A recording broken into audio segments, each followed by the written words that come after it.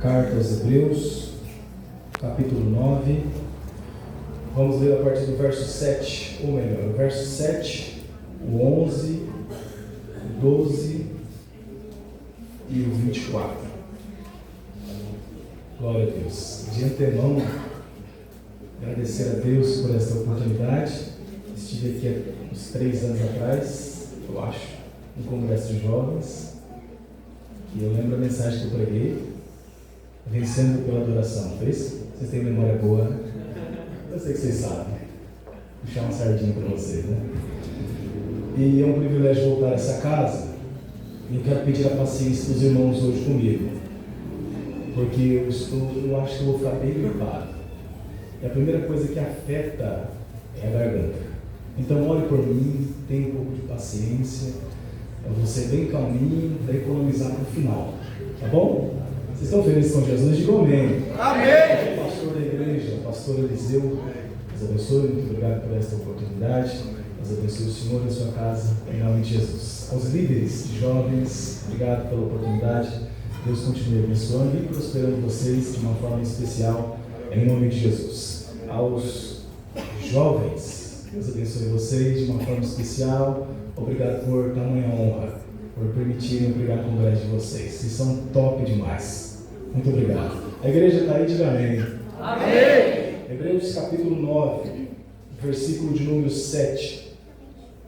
Deus ministrou essa palavra ao meu coração e eu quero compartilhá-la com a igreja de Jesus.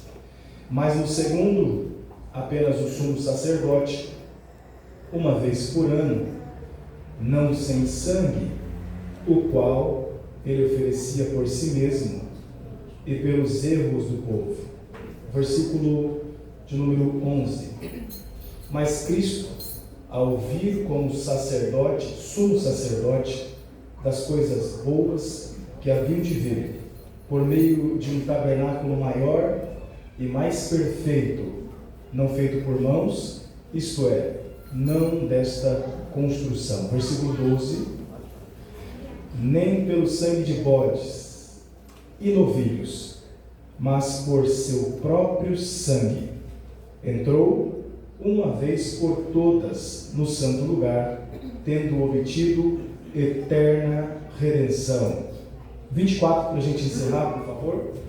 Está escrito assim: porque Cristo não entrou em um santuário feito por mãos, que são figuras do verdadeiro, mas no próprio céu, para agora aparecer na presença de Deus por nós. Para encerrar de verdade, capítulo 12 da mesma carta, verso de número 24, a palavra de Deus. Vou pedir à igreja para ler o 3, tá bom? Hebreus 12, 24. 1, 2, 3. A Jesus, o mediador de uma nova aliança, e ao sangue aspergido, que fala melhor do que o sangue de Abel. Amém. Se assente glorificando o nome do Senhor, porque Ele é bom e a sua misericórdia dura para sempre. Deus está entre nós nessa noite. É sabido dos irmãos que a igreja está enraizada sobre algumas bases. Nós poderíamos falar sobre vários temas aqui. Oração é uma raiz que a igreja está fundada em cima dela. A cruz de Cristo é uma raiz forte da igreja. Mas nessa noite o Senhor, por misericórdia e graça, me fez lembrar de uma das bases que a igreja está fundamentada em cima dela, que é o precioso sangue de Jesus. Aleluia! Precioso sangue de Jesus, nós vamos ver hoje quão importante é o sangue. Desde o começo da Bíblia até o livro do Apocalipse, desde o Gênesis até o Apocalipse, nós vemos o sangue aparecendo por diversas vezes. É claro que para a gente entender exatamente o que se passa no capítulo 9 e também no capítulo 12 da carta aos Hebreus, nós precisamos voltar um pouquinho na história para entender exatamente o que se passa aqui. Amém ou amém? Amém! Vocês prometem que não me deixam sozinho? Diga aleluia. Aleluia! Eu vou vontade de Estamos no congresso de jovens, jovem avivado, é forte, é bonito, olha lá que coisa maravilhosa. Então, em nome de Jesus, tá bom? Ajuda o pregador. Vamos encher esse lugar de adoração para a glória do Senhor Jesus. Voltando só um pouco, prometo não ser cansativo. Quando você pensar que eu ainda estou na introdução, eu já terminei a mensagem, a gente foi para casa dando glória a Deus, aleluia. Amém? Não serei cansativo, prometo. Gênesis. A palavra de Deus diz que Deus está na eternidade. Isaías usa uma expressão que eu gosto. Ele diz que Deus é o Pai da eternidade. Maravilha. Pergunta, quem vem primeiro? O pai ou a filha? Sempre o Pai. Então, antes que a eternidade existisse, Deus Todo-Poderoso já estava lá. Deus criou a eternidade. Deus está na eternidade, Ele começa a criar todas as coisas, seres angelicais, anjos, serafins, querubins, seres que ardem em fogo, anjos. Isaías viu o trono de Deus no céu, no capítulo 6, ele diz: no ano em que morreu o rei Uzias, eu vi o Senhor assentado em um alto e sublime trono. Que visão maravilhosa! Já pensou ver o Senhor? E ele diz que a glória do Senhor estava enchendo toda a terra, e acima do Senhor estavam os serafins, seres que ardem em fogo, cantando uma canção eterna: Santo, Santo, Santo é o Senhor dos exércitos. Toda a terra está cheia da sua glória. No céu, Deus cria todas as coisas no céu. Deus cria o trono, Deus cria os exércitos celestiais. Depois de tudo estar pronto no céu, tem alguém que pensa, quando lê João capítulo 14, Jesus disse que foi para o céu construir casa para nós. Jesus nunca disse que foi para o céu construir casa para nós. Verdade. Tudo o que existe no céu já foi criado e existe, antes da fundação deste mundo. Muito lá na eternidade, antes de Jesus vir à terra, tudo já estava pronto, preparado. Deus terminou toda a obra no céu. Deus agora desce. E agora Ele vai criar as coisas aqui embaixo. E eu acho a criação, não sei vocês, mas eu acho assim maravilhoso. Deus, através do poder de sua palavra, começa a criar as coisas. Ele vai dizendo: haja. E aquilo que não existia, passa a existir. Isso é maravilhoso ou não é?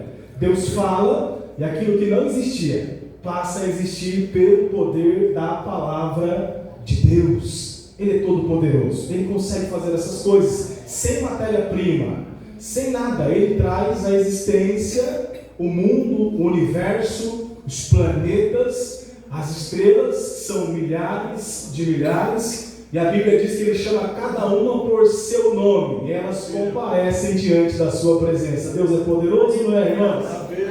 Deus vai criando todas as coisas. Deus vai criando aves. A partir da terra, aves, haja as aves. Deus vai criando o reino vegetal. Deus fala com a terra faz aparecer os vegetais, reino vegetal.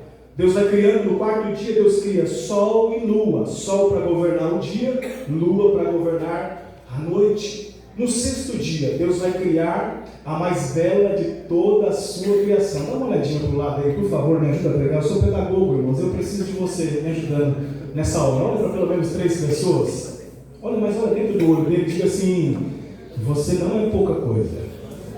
Não, mas fala com fé, fala assim de tipo pentecostal, sabe? Dá aquele sorriso 9,15 e diz para ele: você não é pouca coisa. Deus te trouxe aqui para ouvir isso. Você é a coroa da criação de Deus. Quantos podem adorar ao Senhor? Deus cria o vegetal e diz: é bom. Deus cria o animal e diz: é bom. Deus cria sol e diz: é bom. Deus cria lua e diz: é bom. Deus cria tudo e diz: é bom. Mas quando Deus criou o homem, pastor Eliseu, no sexto dia ele disse assim: isso aqui não é só bom, isso aqui é muito bom. Ou seja, o homem é a coroa da criação de Deus, a criação mais complexa, mais bela, mais maravilhosa, mais teimosa, mais atrapalhada. Meu Deus, o homem é tudo isso e muito mais. Deus criou o homem através da costela de Adão, criou a mulher. As mulheres estão aí, digam amém. Os homens estão aí, digam, me ajuda, Jesus. Criou o casal, colocou o casal para morar no jardim do Éden, lugar de delícias. Eu fico imaginando como era maravilhoso passear naquele jardim, e a Bíblia diz, que privilégio, que Deus descia todos os dias para receber o culto de Adão e Eva. Isso é maravilhoso. Na viração do dia, à tardezinha, quando o sol estava indo embora, Deus descia lá sem falhar uma vez sequer. Deus sempre desceu. Talvez nós possamos falhar com relação a Deus, mas Deus jamais falhará com relação aos seus filhos. Deus não pode falhar. Deus descia e Deus deu algumas ordens. Olha, está vendo todas essas árvores aqui? Essas árvores são para vocês. Quando o homem chegou no jardim do Éden, tudo já estava pronto. Diga bem forte, tudo já estava pronto. Tudo já estava pronto. Tudo já estava pronto. Já tinha árvore, já tinha frutos. Eu fico imaginando os frutos, pastor, porque a Bíblia diz, quem está comigo, diga amém. Amém. E quando Josué enviou os espias lá na terra que emana leite e mel, isso aqui é só para criança Bíblia, né? Quando os homens voltaram de lá, 2 homens tiveram que pegar o galho para levar um cacho de uva somente. 2 homens para carregar um cacho de uva. Eu fico imaginando os frutos que existiam no Éden antes do pecado chegar lá. Consegue imaginar o tamanho da perfeição? Consegue imaginar o tamanho da glória de Deus naquele jardim? Adão era perfeito, Eva também eram perfeitos. Deus dá algumas ordens e diz: está vendo aquela árvore lá no meio do jardim? Sim, Senhor. Qual árvore?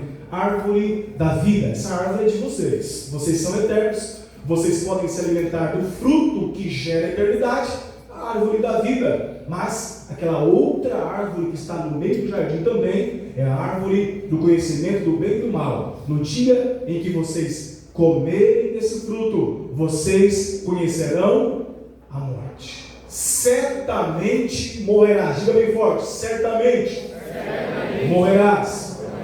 Mas um dia, pastor, Eva e Adão estão lá no jardim num dia normal, num dia, meus obreiros, um dia comum, meio distraído com as coisas da vida. Vai pegando aí, tá bom? Meio assim, vivendo no automático, trabalhando muito, orando pouco, aleluia, estudando muito e vigiando pouco, lendo pouco a Bíblia, só para você se atualizar, tá bom? Aí daqui a pouco vem uma serpente, e Deus disse que Adão deveria ser o jardineiro, que deveria lavrar a terra. O jardineiro não vigiou, o jardineiro dormiu. O jardineiro não viu, mas de repente aparece uma serpente lá no jardim, no lugar de delícias, no lugar que Deus havia criado em tamanha perfeição. Parece uma serpente. Escuta isso, por favor, para voltar para casa feliz hoje. Por favor, não abra espaço na sua agenda para ouvir a voz do diabo. Meu Deus, aleluia. Eu vou de novo. Não abra espaço na sua agenda para ouvir Satanás. A voz do diabo está ecoando por aí, irmãos, principalmente na internet. Você escuta muitas vozes, mas Deus, eu quero profetizar aqui na introdução da mensagem mesmo, para quem crê com a mão levantada, Deus dará discernimento para a gente, para a igreja, para o seu povo, para que nós não caiamos nas ciladas do diabo.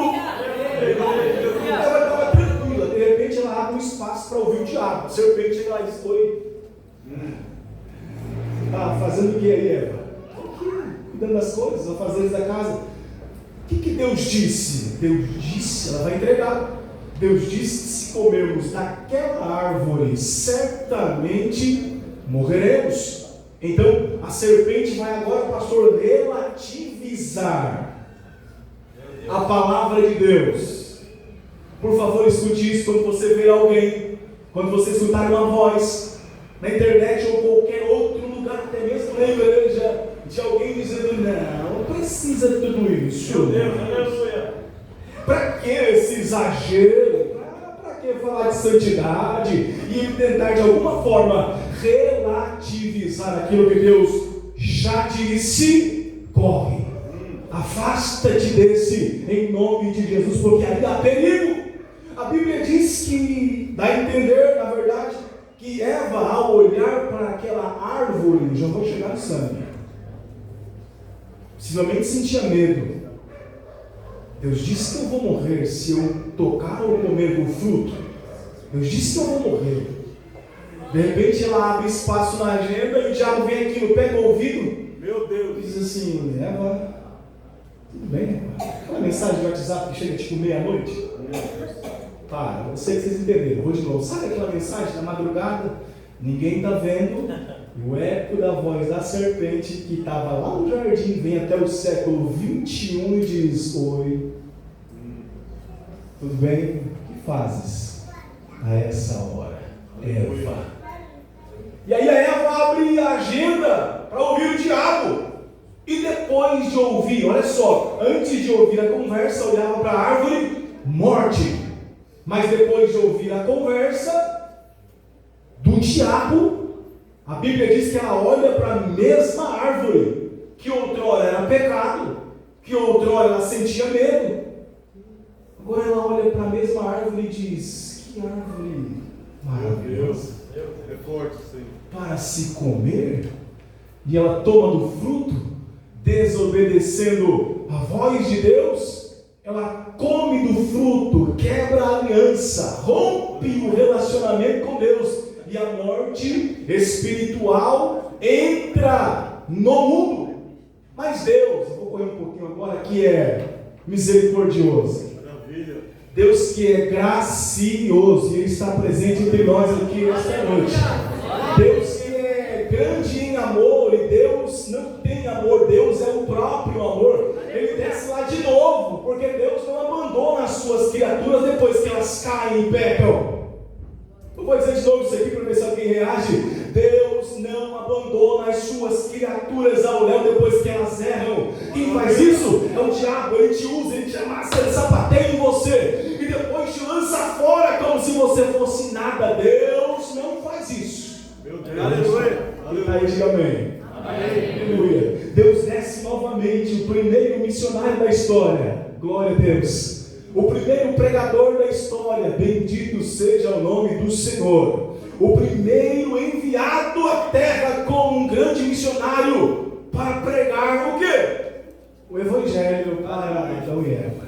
O primeiro a pregar uma mensagem evangelística não foi Pedro, não foi João, não foi o próprio Jesus encarnado, mas foi o Pai. Maravilha. No jardim do Éden. Aleluia.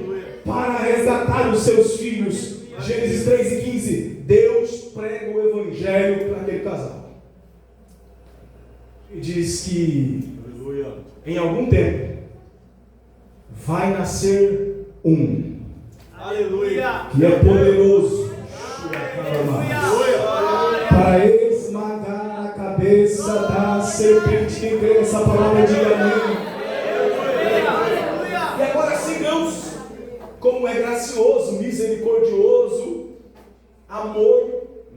Ele pega um cordeiro que não tinha nada a ver com a história. Meu Deus. Puro. Aleluia. Santo.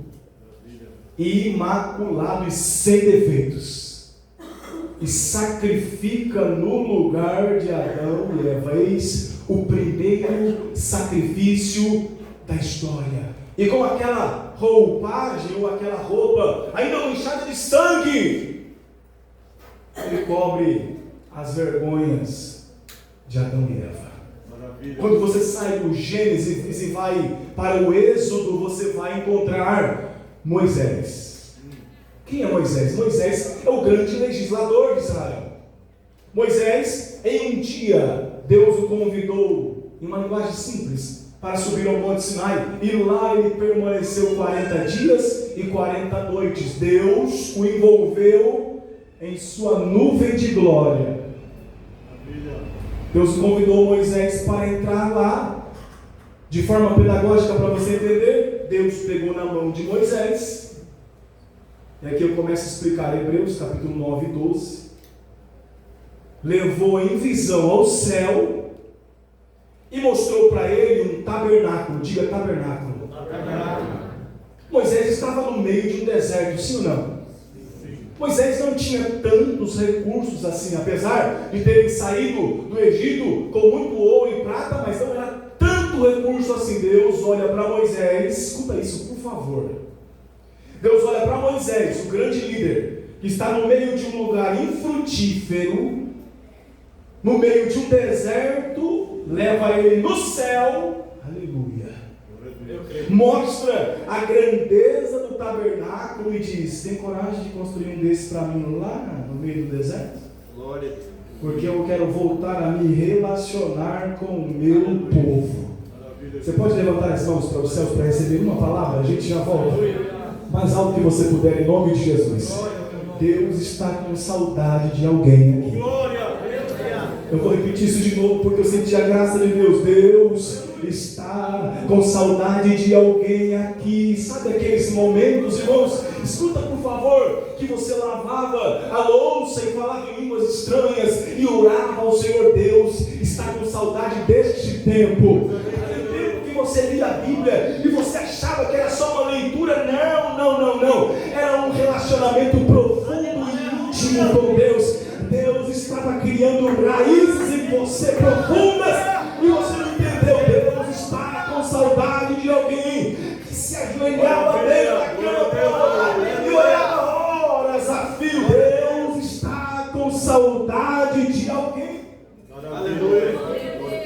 Eu quero voltar a habitar no meio do meu povo. Eu quero voltar a morar no meio do meu povo. Moisés, retorno. Tem coragem? Escuta isso, por favor. Todas as vezes que o Deus do impossível pedir algo impossível para você, é porque o Deus das impossibilidades quer se manifestar na sua vida. Aleluia. Eu vou dizer isso de novo para alguém que veio aqui que precisa ouvir isso. Mesmo sem dinheiro, mesmo sem recursos, mesmo sem saber o que fazer, Deus está dizendo: se você tiver coragem de agir, eu mando as providências necessárias para esse projeto acontecer. Tem coragem? Glória ao teu nome, Senhor. E Deus faz acontecer. No meio de um deserto aparecem os homens para ajudar Moisés. Bezalel e Aholiabe, os homens que trabalhavam com tudo, ouro, prata, pedras preciosas, eram homens que sabiam a arte de trabalhar e também de ensinar a outros. Deus deu para Aholiabe e Bezalel uma unção poderosa, Aleluia. que nunca tinha dado a ninguém. Que unção é essa? A unção de trabalhar. Glória a Deus. Aleluia. Repito. E tem gente que não gosta. Paulo disse assim: quem não trabalha, eita, vocês estão ligados na Bíblia, não coma. Mas Deus chamou o Bezalel e a Aholiabe e disse assim: gente, vocês vão trabalhar como ninguém, mas para isso eu vou dar para vocês uma unção, porque irmãos, unção ainda faz toda a diferença. Eu creio nisso. Eu vou repetir de novo para ver se alguém levanta pelo menos uma mão, pelo menos a esquerda para o céu. Unção faz toda a diferença. O que é unção, pregador? Unção é isso aqui, ó. É uma capacidade. Glória a Deus. É uma capacidade dada por Deus ao homem através do Espírito Santo para esse homem fazer o que nunca pensou que faria. Aleluia. Vou pegar só para o pastor.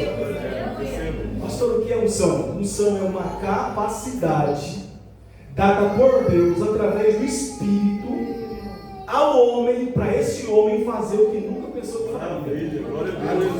Eu recebi a promessa com 10 anos que eu seria pregador. Sabia o que era pregador? Eu sonhava, irmão.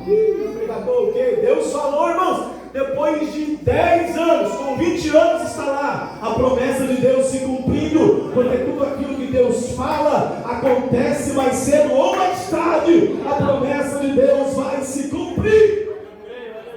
A capacidade de Deus dá esses homens constroem o tabernáculo. Diga bem forte: tabernáculo. O tabernáculo é dividido em 3 partes. Quantas partes? 3.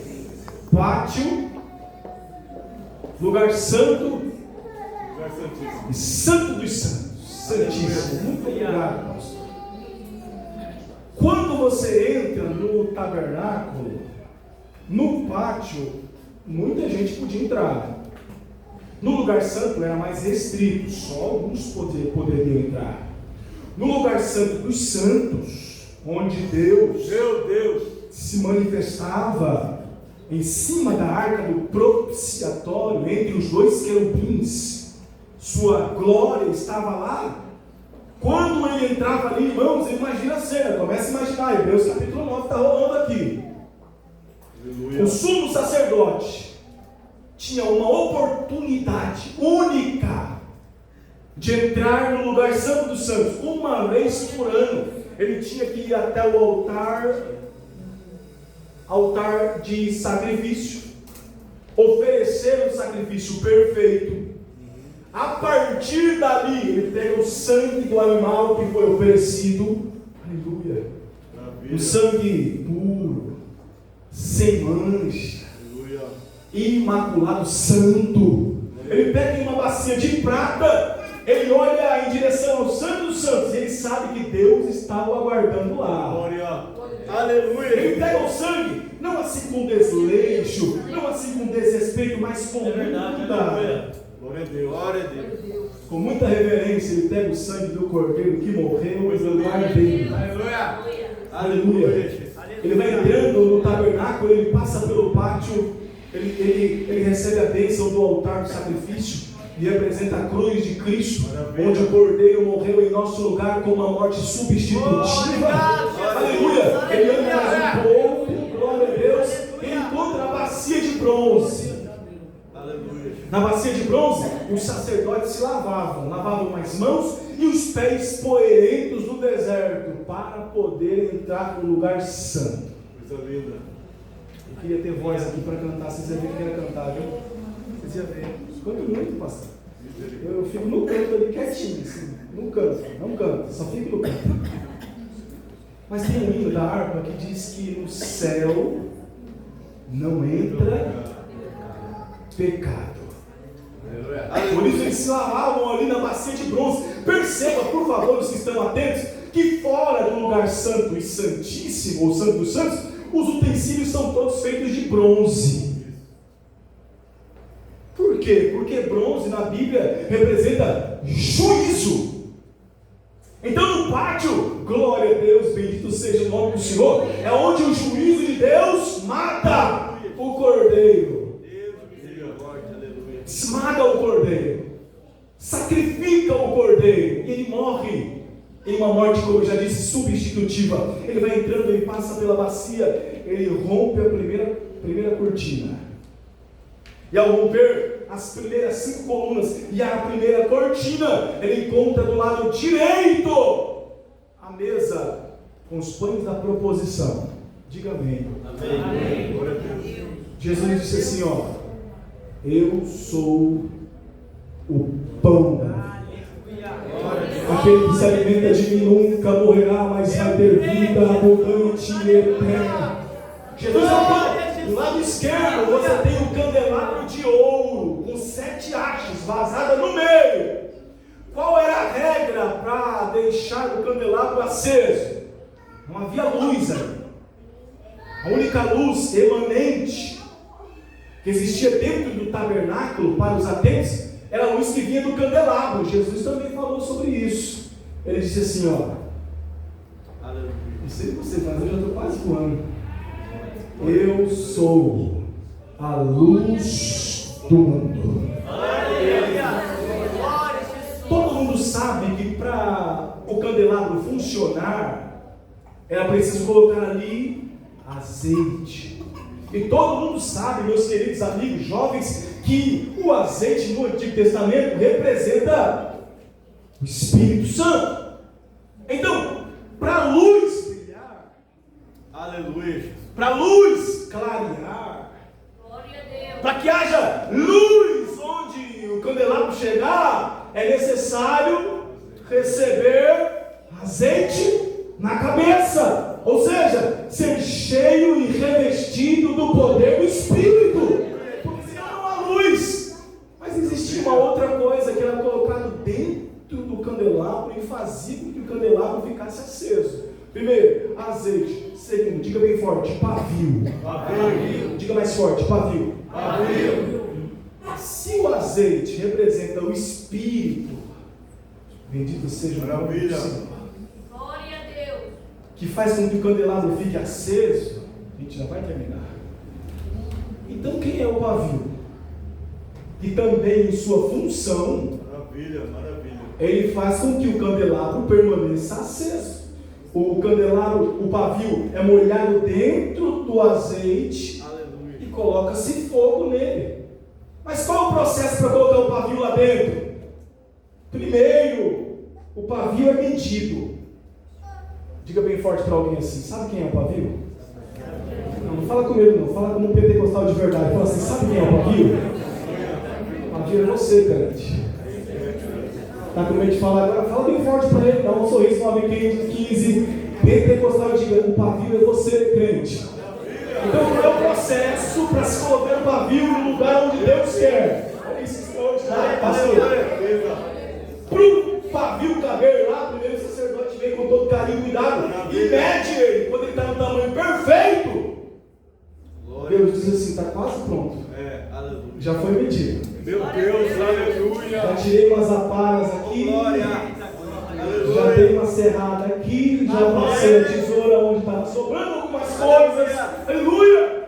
Está quase lá. Aí depois, o que acontece? Depois o sacerdote vem e torce o pavio.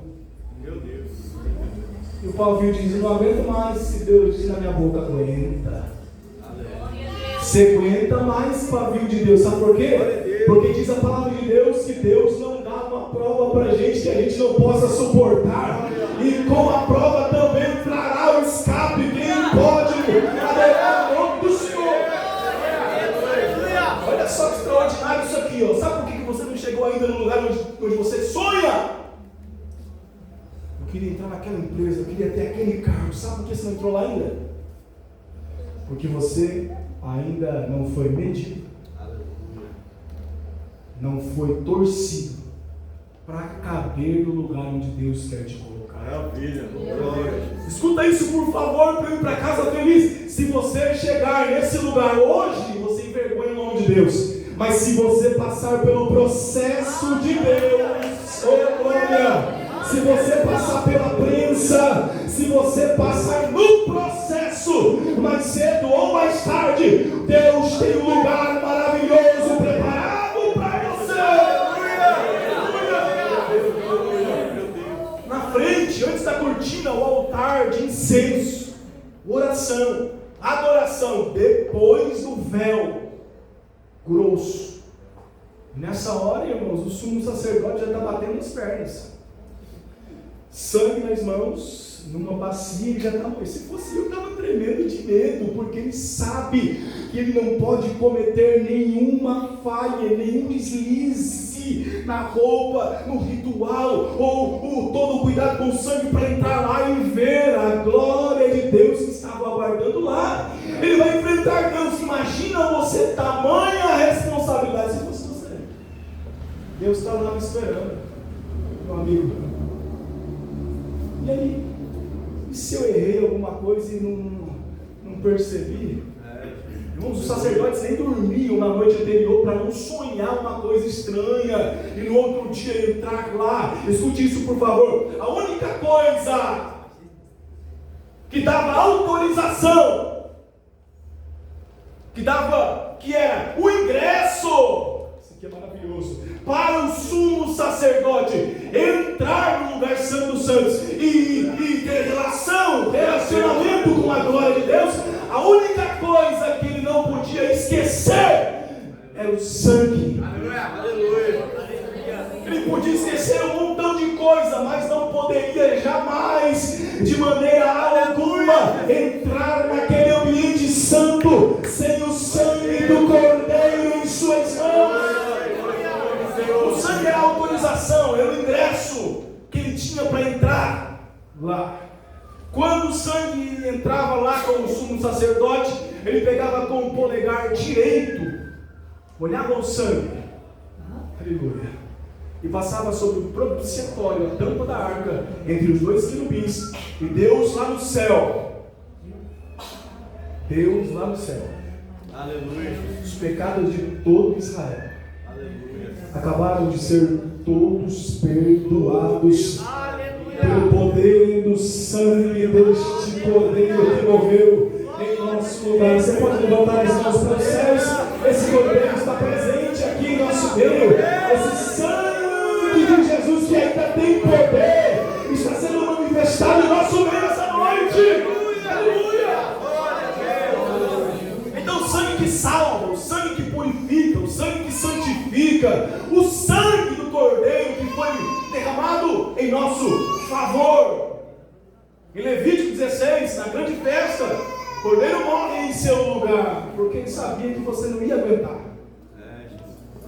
Ele sabia que você não ia dar conta. Deus toma a minha boca para dizer para alguém aqui. Aleluia. Deus sabia que você, aleluia, não ia suportar a cruz. Por isso ele disse: eu vou até a cruz em um ato de amor. Aleluia. Deus tomou o nosso lugar naquele madeiro. Aleluia. Quando você sai do Antigo Testamento e você vai para o Novo Testamento, você encontra João Batista. João capítulo 1, versículo 29 diz: eis aí. Aleluia. Vocês estão ligados? Eis aí. O que, João? O Cordeiro de Deus. O Cordeiro de Deus. Que tira o pecado de toda a humanidade. Vários homens durante todo o Antigo Testamento tentaram, mas foram frustrados em sua tarefa de tentar oferecer o melhor para Deus. Tudo aquilo era só um símbolo da realidade que viria. O Antigo Testamento é uma sombra, é um espelho que aponta para quê? Para a realidade. Quem é a realidade? João 1,29. Eis aí, a realidade chegou. Não existe mais tipo, a realidade chegou. O Cordeiro de Deus veio para morrer e tirar o nosso pecado. Acho interessante você meditar nessa palavra. Eis aí o Cordeiro que tira. Só essa palavra tira aqui, ela tem um significado profundo, porque ela está no presente contínuo. Para os alunos de português, me ajuda aí. Presente contínuo quer dizer que... Aleluia. Agora eu vou embora até lá para Jacareí hoje. Sério, você é descalço ainda. Eu vou tentar, Jesus. Aleluia. Quero dizer que ontem, esse mesmo sangue tirou o pecado. Aleluia, Pai. Ele não para, ele é contínuo. Ele tirou no passado e hoje continua tirando o pecado. Você pode levantar as duas mãos, oh glória. Eu sinto que Deus quer falar o coração de alguém. Irmãos, por favor, não deixa o diabo esfregar na sua cara o seu pecado. Reage nessa noite. Vale o sangue de Jesus. Ainda tem poder. Ele tirou o pecado. Contra-golpe, ele tirou o pecado. Não existe mais pecado. Você já foi perdoado pelo sangue de Jesus. O Cordeiro veio. O Cordeiro de quem? O Cordeiro de Deus. Vários homens tentaram sacrificar, não deu certo. Então Deus levanta-se e diz: é a minha hora de também fazer o meu sacrifício. Você consegue imaginar a dor do coração de Abraão quando foi oferecer o seu filho no Monte Moriá? Abraão sofreu, na minha opinião, mais que Jó. Jó em um dia só perdeu 10 filhos, mas não foi ele que matou. Ele sofre. Mas Abraão, irmãos, eu consigo imaginar a cena. Aqueles 3 dias de caminhada até o Monte Moriá. Irmãos, quantas coisas se passaram no coração de Abraão. Glória a teu nome, Jesus. Quanto medo ele sentiu.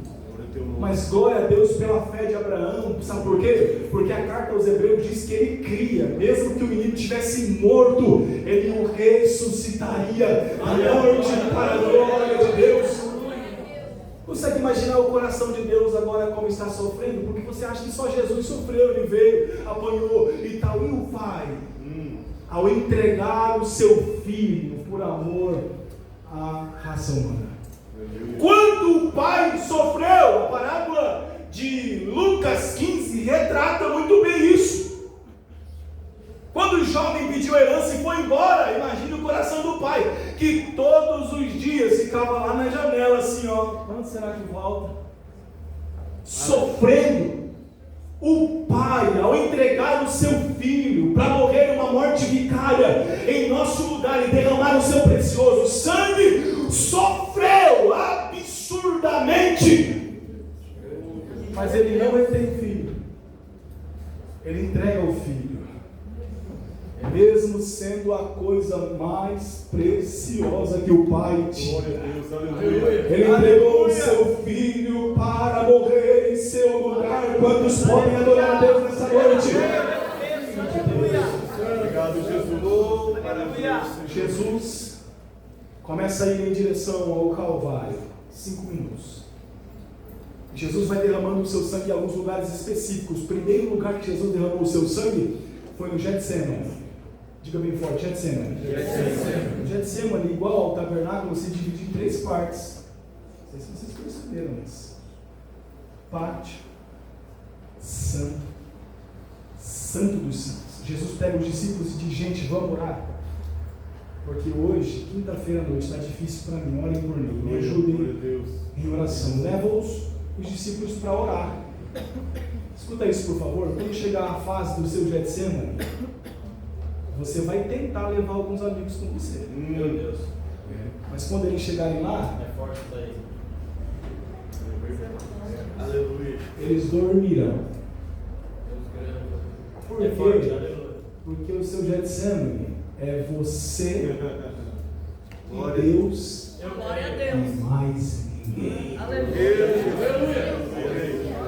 Jesus chama os discípulos, eles começam a orar, já vou terminar. Aleluia, papai. Aleluia. Primeira parte do tabernáculo, ele ora com todos, onde todos tinham acesso, eles dormem. Aí Jesus chama Pedro, Tiago e João e diz: vamos para uma outra parte mais íntima. Santo dos Santos. Começa a orar, Aleluia. eles dormem. Meu Deus. E Jesus então, sozinho.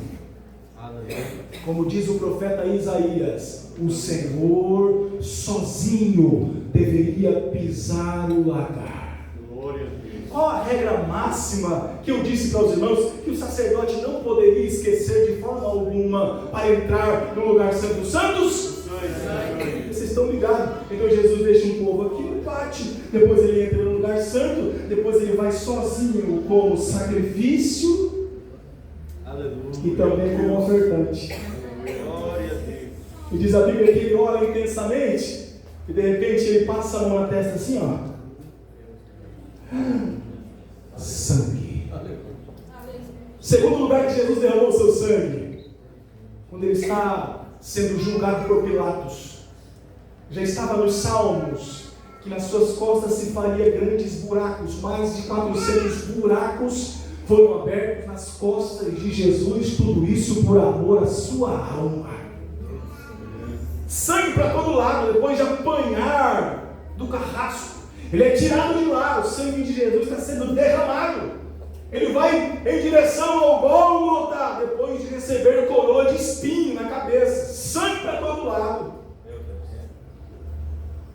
Nas ruas apertadas de Jerusalém, ele vai sendo empurrado pela multidão. Aleluia, que cena maravilhosa. Ele não jantou a noite, ele apanhou a noite toda, ele foi cuspido, bateram nele, ele está todo inchado, desfigurado, como Isaías diz no capítulo 53, que nele não havia beleza alguma para que o desejássemos. Ele está falando sobre o trajeto da cruz. Oh, glória. De repente ele, com o patíbulo da cruz, deixa cair. Eu gosto disso, pastor Eliseu, aleluia. Todas as vezes que você de repente deixar a sua cruz cair, Deus sempre tem alguém preparado para te ajudar a ficar de pé outra vez. Quem quer ser se você chega e coloca Cristo de pé e o ajuda a carregar a sua cruz, ele chega lá no Monte Caveira. O crânio, estava escrito nos Salmos que o crânio de Satanás, o crânio cabeludo, seria esmagado com a crucificação do Senhor. Aleluia. Ele é crucificado, ele derrama o seu sangue, mão direita, mão esquerda, pés na cruz, coroa de espinho. De repente, terremoto. O sol diz: eu não quero brilhar sobre essa situação. Vocês estão matando o meu Senhor. Jesus. O sol se apaga, o meio-dia, há trevas, a terra treme, começam os seus burburinhos. Isso aqui é só para crente, tá? Vou testar se vocês são crentes de verdade. Raiz, irmão. Há 20 anos a prece funcionava. Quando eu tinha 20 anos. Aí, entreguei minha idade, né? Meu Deus. 20 anos atrás funcionava. Não vou se funciona aqui, pastor. Jesus morreu. Sexta-feira, todo mundo triste. Sábado, o dia da preparação, ninguém faz nada. Domingo, pela manhã, as mulheres foram até o sepulcro. Aleluia! Aleluia! Bendito seja o nome do Senhor. E elas perguntam: onde está o corpo do Senhor? E os anjos respondem: ele não está mais aqui. Ele ressuscitou como tinha dito a vocês. Jesus está vivo para sempre. João viu Jesus lá em Pátimos. As últimas imagens que João tem de Jesus é um Jesus crucificado, desfigurado, arrebentado, ensanguentado. Mas quando ele vê Jesus lá na ilha de Pátimos, ele diz: ele é o Alfa e o Ômega, o princípio e o fim. Aleluia! Está vivo e vivo para sempre. Duas perguntas eu encerro. Olha, irmãos, a gente fala sempre assim: o sangue de Jesus tem poder. Isso não está no passado e nem no futuro, isso está no presente. Onde está o sangue de Jesus agora? Hebreus capítulo 9. Quando Jesus morreu, ele como o ofertante e como a oferta. A epístola de Pedro diz que você foi comprado não foi com ouro, nem prata e nem pedras preciosas, mas com o precioso sangue de Jesus. Em Apocalipse está escrito que ele comprou para si povos, línguas, nações, por seu próprio sangue. Qual foi o pagamento que Jesus fez ao Pai? Os Salmos está escrito que o pagamento era ao homem impossível de ser pago, era altíssimo. Então qual foi o pagamento pela minha alma? O pagamento foi sangue. Aleluia. O sangue precioso de Jesus, que pode adorar a Ele por essa grande obra que Ele realizou. O sangue de Jesus, onde está? O sangue de Jesus alcançou a eternidade, irmão. Como é que você prova? Hebreus capítulo 9, que nós lemos aqui. Jesus pegou o sangue em pagamento ao Pai e levou para o tabernáculo que tem lá em cima. Lembra o tabernáculo que Deus mostrou a Moisés? Só que a Bíblia diz que esse tabernáculo, ele não foi feito por mãos humanas, ele não faz parte dessa criação. Aleluia. Ele foi criado pelo próprio Deus. E ele diz: onde é esse lugar? Onde é o tabernáculo celestial? É no próprio céu, onde Deus está. Aleluia. O Salmo de número 24 retrata muito bem isso aqui. Eu sei que você conhece isso. Olha o que o Salmo diz, eu já vou acabar. Olha o que o Salmo diz. Diz assim, ó: levantai, ó portais eternos, para que entre o Rei da Glória. Alguém pergunta, quem é o Rei da Glória? Os anjos apontam para Jesus e diz: Ele é o Rei da Glória, que venceu, que venceu, que venceu. Jesus subindo com o sangue, pagamento para o Pai que Ele deposita no céu. O sangue de Jesus alcançou a eternidade. Segunda pergunta: o que o sangue de Jesus faz? Qual a sua função hoje? Capítulo 12, versículo 24 que nós lemos aqui. A gente já vai orar. Está escrito assim, olha que lindo isso aqui, irmãos. O sangue de Abel, em algumas traduções, fala bem, mas o sangue de Jesus fala muito melhor. Aleluia! Glória! Glória a Deus! Vocês lembram da história de Gênesis? Caim ficou bravo, porque Deus aceitou o sacrifício de Abel, foi lá, levou o seu irmão para o campo e o matou. Deus desce e diz: onde está seu irmão? E ele diz: sei não. Aí Deus vai falar assim: ó Deus, ó, é porque o sangue de Abel está clamando desde a terra. Pergunta: qual era o clamor do sangue de Abel? Há muitas teorias. Justiça! Mata Caim, Deus! Abel é uma tipificação de Cristo. Qual o clamor do sangue do Abel? Talvez o clamor do sangue do Abel, para quem está atento, é: salva o meu irmão. Aleluia! Aleluia! Tem misericórdia do meu irmão. Só que tem um problema no sangue do Abel clamando. Qual? Eu acabei de verdade. O sangue do Abel clama bem, mas clama só por um: salva o meu irmão. Aleluia! Tem misericórdia do meu irmão. Tem compaixão do meu irmão.